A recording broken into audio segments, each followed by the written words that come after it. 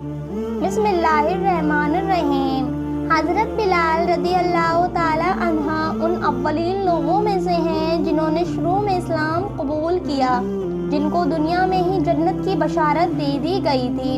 حضرت بلال رضی اللہ تعالی عنہ مکہ میں پیدا ہوئے، جبکہ بنیادی طور پہ آپ کا تعلق ابیسینا سے تھا، جسے آج کل ایتھوپیا کے نام سے جانا جاتا ہے۔ آپ صلی اللہ علیہ وآلہ وسلم کے 3 برس کے بعد پیدا ہوئے۔ آپ کا پورا نام بلال بن ابی روان ہے۔ ان کی والدہ کا نام روایات میں حمامہ آیا ہے۔ صحابہ اور روایات کے مطابق ان کا رنگ سیاہ تھا، قد اونچا اور کس قدر دبلے پتلے تھے، لیکن جب صحابہ ان کی خصوصیت بتاتے ہیں تو کہتے تھے وہ صحابی القلب تھے، ایک ایسے انسان جنہوں نے سب کچھ محنت اور جدوجہد سے حاصل کیا، اور یہ سب اللہ اور اس کے رسول صلی اللہ علیہ وآلہ وسلم کی محبت کا نتیجہ تھا۔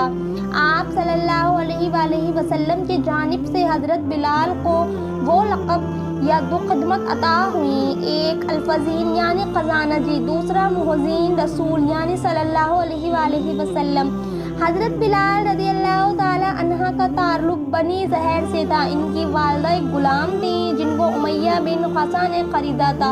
امیہ بن خصعہ اسلام کا سخت دشمن تھا۔ جب حضرت بلال رضی اللہ تعالی عنہ اسلام لائے تو حضرت بلال رضی اللہ تعالی عنہ پر ظلم کرنا امیہ بن خصعہ کا روز کا معمول بن گیا تھا۔ جنت حضرت بلال رضی اللہ تعالی عنہ کا انتظار کرتی ہے۔ ایک مسلمان کی حیثیت سے ہم جنت کا انتظار کرتے ہیں، جبکہ خود جنت حضرت بلال کا انتظار کرتی ہے۔ ایک بار فجر کی نماز کے بعد آپ صلی اللہ علیہ وآلہ وسلم نے حضرت بلال رضی اللہ تعالی عنہ سے پوچھا کہ تم ایسا کیا کرتے ہو؟ کل رات میں نے جنت میں اپنے آگے تمہارے قدموں کی آواز سنی۔ حضرت بلال رضی اللہ تعالی عنہ نے جواب دیا، یا رسول اللہ صلی اللہ علیہ وآلہ وسلم، جب بھی میرا وضو ٹوٹتا ہے میں دوبارہ وضو کر کے 2 رکعت نفل نماز ادا کرتا ہوں۔ ایک صحابی نے ایک بار حضرت بلال رضی اللہ تعالی عنہ کو ایک حبشی عورت کا بیٹا کہہ کر بلایا، جو حضرت بلال رضی اللہ تعالی عنہ کو گزرا۔ حضرت بلال رضی اللہ تعالی عنہ رسول اللہ صلی اللہ علیہ وآلہ وسلم کے پاس آئے، ساری باتیں ان کو بتائیں۔ آپ صلی اللہ علیہ وآلہ وسلم نے ان صحابی سے فرمایا، تمہارے اندر اب تک زمانہ جاہلیت کی باتیں موجود ہیں۔ آپ صلی اللہ علیہ وآلہ وسلم نے فرمایا، میں جتنا ایک سفید عورت کا بیٹا ہوں اتنا ہی ایک کالی عورت حضرت حلیمہ سعدیہ کا بیٹا بھی ہوں۔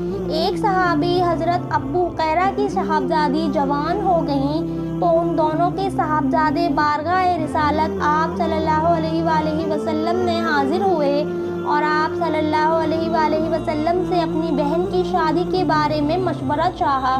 نبی کریم صلی اللہ علیہ وآلہ وسلم نے فرمایا، بلال کے بارے میں تمہارا کیا خیال ہے؟ اس پر دونوں بھائی خاموش ہو گئے اور واپس چلے آئے۔ دوسری بار اس غرض سے پھر حاضر خدمت ہوئے اور اس بار بھی نبی کریم صلی اللہ علیہ وآلہ وسلم نے سیدہ بلال حبشی کا نام لیا اور پھر وہ خاموش ہو کر واپس چلے گئے۔ جب تیسری بار بارگاہ اقدس میں حاضر ہوئے تو نبی کریم صلی اللہ علیہ وآلہ وسلم نے پھر سیدنا بلال حبشی کا نام تجویز فرمایا۔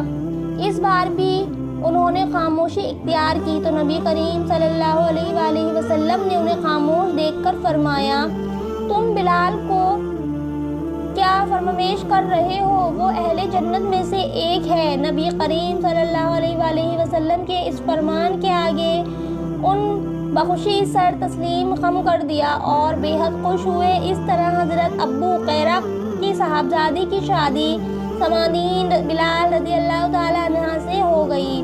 یوں سمادین بلال حبشی کی استوادی زندگی کا آغاز ہوا، لیکن آپ نے آقا صلی اللہ علیہ وآلہ وسلم کی خدمت اور دینی معلومات میں ہرگز اسے حائل نہیں ہونے دیا۔ سیدنا بلال حبشی رضی اللہ تعالی عنہ کی جوزہ محترمہ انتہائی نیک اور پرہیزگار خاتون تھیں۔ آپ کی پاک باز بیوی ہمیشہ شوہر کی اطاعت اور وفا کا عامل نمونہ پیش کرتی رہی۔ عام طور پر سیدنا بلال حبشی کی دلزوئی اور خوشنودی کو اپنا مقصد حیات تصور فرماتی تھیں۔ اس خوشگوار زندگی میں بہت کم ترجیح کے مواقع آئے۔ سیدنا بلال حبشی بھی بےحد اچھے شوہر ثابت ہوئے۔ روایات کے مطابق سیدنا بلال حبشی نے اپنی زندگی میں متعدد نکاح کیے، لیکن انہوں نے کوئی اجانشین یا وارث نہ چھوڑا۔ اسلام میں نسل امتیاز کا وجود یا توڑا۔ سیدنا بلال حبشی نے مدینہ طیبہ میں نکاح کا ارادہ ظاہر فرمایا تو قریش کے منتخب عمر نے انہیں دامادی میں قبول کرنے کی خواہش کا اظہار ظاہر کیا۔ سیدنا بلال حبشی رسول اللہ صلی اللہ علیہ وآلہ وسلم کے حکم پر مدینہ طیبہ کے کسی محتاج کی تلاش میں تھے کہ کچھ مال عطا کر کے اسی دوران آپ کا بھائی دکھائی دیا جو یمن سے اپنے ملنے کے لیے آ رہا تھا۔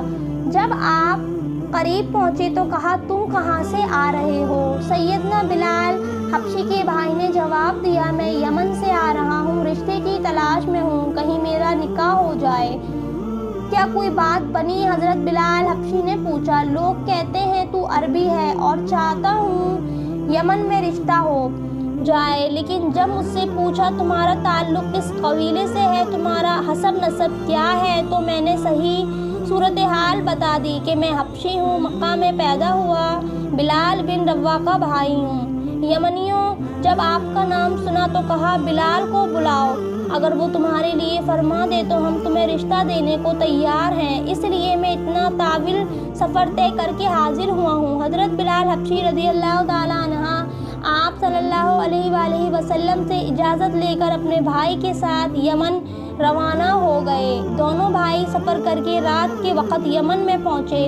صبح ہوتے ہی آپ اپنے بھائی کو لے کر اس گھر تشریف لے گئے جہاں رشتہ مطلوب تھا۔ انہوں نے آپ سے آپ کے بھائی کے متعلق پوچھا تو حضرت بلال حبشی نے فرمایا، یہ میرا بھائی ہے، نہ عادت سے اچھا ہے نہ دین میں صحیح ہے، چاہو تو اسے رشتہ دے دو، چاہو تو انکار کر دو۔ یہ سن کر حضرت بلال رضی اللہ تعالیٰ عنہ مسجد میں رخ کیا کہ ابھی اذان نہیں ہوئی تھی۔ اتنے میں حاتب نے گوی دی، تم خود نکاح کیوں نہیں کرتے؟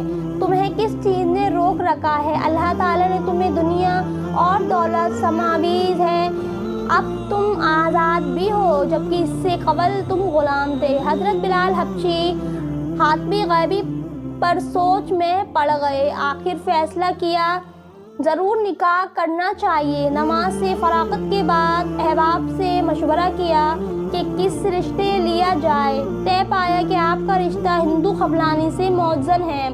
آپ ہندو خبلانی کے رشتہ داروں کے پاس تشریف لے گئے اور فرمایا، میں بلال ہوں، رسول اللہ صلی اللہ علیہ وآلہ وسلم کا صحابی ہوں، میں حبشی غلام تھا، میں برائیوں میں گمراہ اور مبتلا تھا، اللہ نے مجھے ہدایت بخشی، اور غلام تھا، اللہ نے آزادی بخشی، رشتہ دو تو الحمدللہ ورنہ اللہ کافی ہے۔ اہل ہند نے عرض کیا، آپ ہمیں مہلت دیں تاکہ رسول اللہ صلی اللہ علیہ وآلہ وسلم سے عرض کریں۔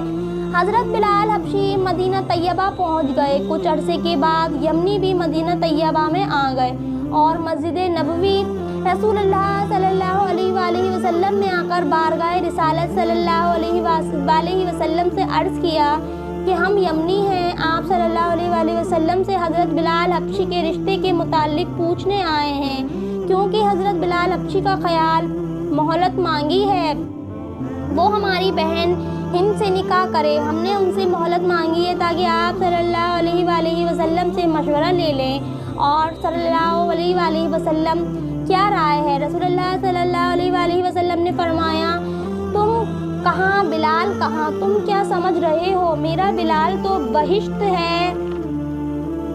ہندو خبلانی کے رشتہ داروں کی آنکھیں کھلی۔ حضرت بلال حبشی رضی اللہ تعالیٰ عنہ تو بڑی شخصیت ہیں، ان کے ساتھ رسول اللہ صلی اللہ علیہ وآلہ وسلم کے ساتھ کتنا پیار ہے، اس لیے نکاح کی ٹھان لی۔ فوراً ہندو کا رشتہ حضرت بلال کے ساتھ کر دیا۔ ہندو خبلانی سے نکاح کے بعد بہتر ماحول رہا، لیکن ایک دن کچھ ناگوار بات ہندو خبلانی صادر ہو گئی۔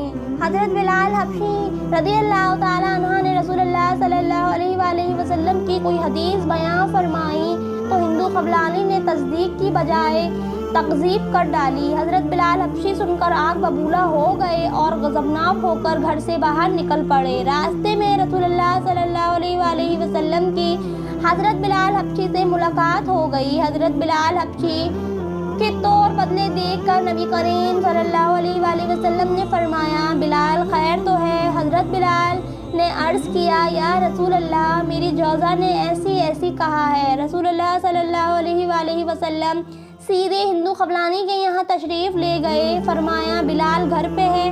ہندو خولانی نے عرض کیا، نہیں۔ آپ نے فرمایا، تم نے میرے بلال کو ناراض کیا ہوگا۔ ہندو خولانی نے عرض کیا، نہیں رسول اللہ صلی اللہ علیہ وآلہ وسلم، وہ مجھ سے بہت پیار کرتے ہیں۔ آپ صلی اللہ علیہ وآلہ وسلم نے فرمایا، کیا انہوں نے میری ہندو خولانی نے آپ صلی اللہ علیہ وسلم سے فرمایا، کیا انہوں نے میری کوئی شکایت کی ہے؟ رسول اللہ صلی اللہ علیہ وآلہ وسلم نے فرمایا، ہاں شکایت کی ہے، لیکن وہ حق پر ہے اور تو غلطی پہ ہے۔ آگے سے خیال کرنا، میرے بلال کو کسی وقت بھی ناراض نہ کرنا۔ اس کے بعد حضرت بلال حبشی گھر واپس آئے تو ہندو خولانی نے معذرت کر لی اور اپنی غلطی کا اعتراف کیا اور پھر کبھی بھی آپس میں کوئی اختلاف نہ ہوا۔ حضرت مدینہ کے بعد حضرت بلال حبشی اہل صفا میں شامل ہو گئے تھے۔ اہل صفا میں سے اگر کسی کا نکاح ہو جاتا ہے تو مسجد نبوی کے چوترے سے اپنے گھر منتقل ہو جاتا تھے۔ اسی طرح جب حضرت بلال حبشی کا نکاح ہوا تو آپ بھی الگ رہنے لگے، مگر آقا صلی اللہ علیہ وآلہ وسلم کی خدمت اور معلومات میں شادی کا ہرگز حائل نہ ہونے دیا۔ پیارے دوستو، کیسا لگا آپ کو یہ واقعہ؟ امید کرتی ہوں کہ آپ کو کافی پسند آیا ہوگا۔ تو اس ویڈیو کو زیادہ سے زیادہ صدقہ جاریہ سمجھ کے اپنے فرینڈوں کے ساتھ، اپنی فیملی ممبرز کے ساتھ شیئر کریں اور ہمارے چینل اسلامک کہانی کو ضرور سبسکرائب کریں۔ کمنٹ باکس میں اپنی قیمتی رائے کا اظہار ضرور کریں۔ تب تک کے لیے خدا حافظ دوستو، ملتے ہیں دوسری ویڈیو میں۔